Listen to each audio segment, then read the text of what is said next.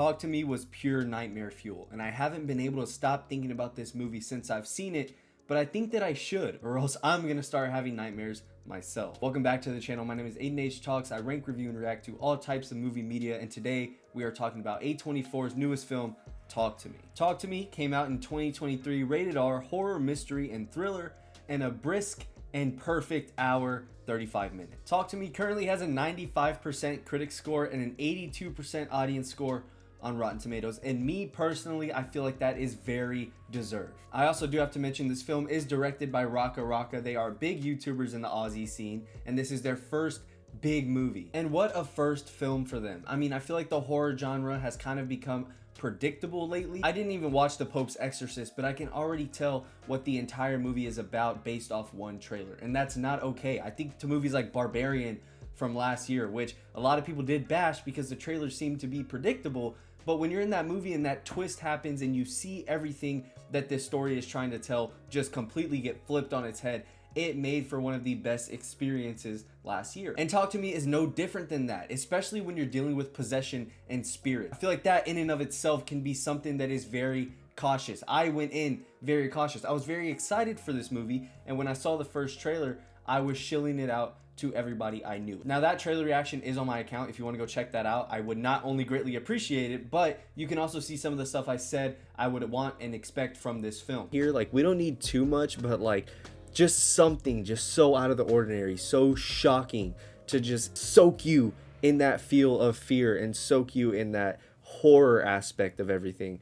This looks awesome. As I just said though, I was kind of cautious going into this. I have never been the type to like a possession movie or like a movie that's dealing with spirits or things that we can't physically see. But what they were able to do in this film and how they never thought to take the easy way out to end the story and to just keep on going balls to the walls was absolutely incredible. And part of that is due to performances from Sophie Wilde and Joe Bird, who made this movie absolutely disturbing just solely based off their performances. And while I'm talking about that, I did see some marketing for this movie kind of showing the hidden camera in the movie theater, that Paranormal Activity type marketing. But seeing it for this, I'm always kind of like, yeah, okay, like, do we need to do this?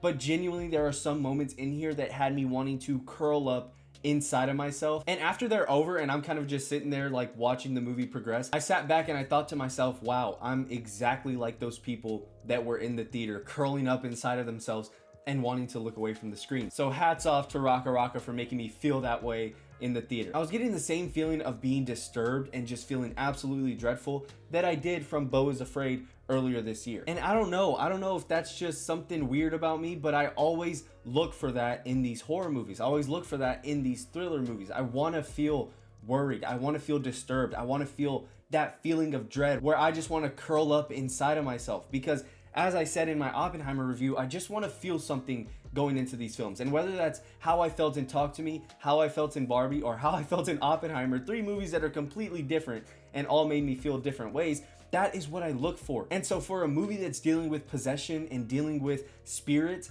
for something like that to make me feel that way in the theater, I am incredibly happy with that. I would say this is one of the most surprising films this year, but after the first trailer, I knew that we had something special. If A24 is picking your film out and saying we want to put our names to this, you know it's something unique. And even if that's just a montage of these high schoolers playing with this possessed hand and welcoming spirits into their body, or if it's a 10 or 11-year-old kid bashing his head repeatedly on the table, it was without a doubt everything that I look forward to going into a horror movie. And I guess my only quarrel with this film is that things kind of start to feel like they're just falling apart towards the end.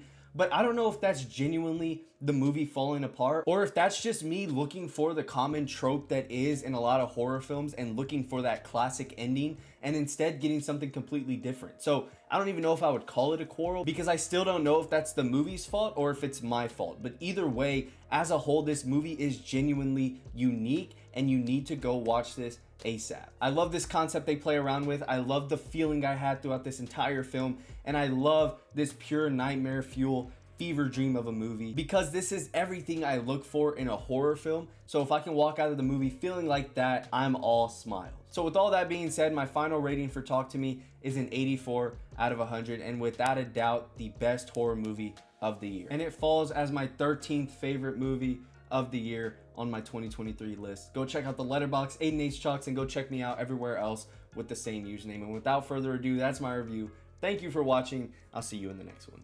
Peace.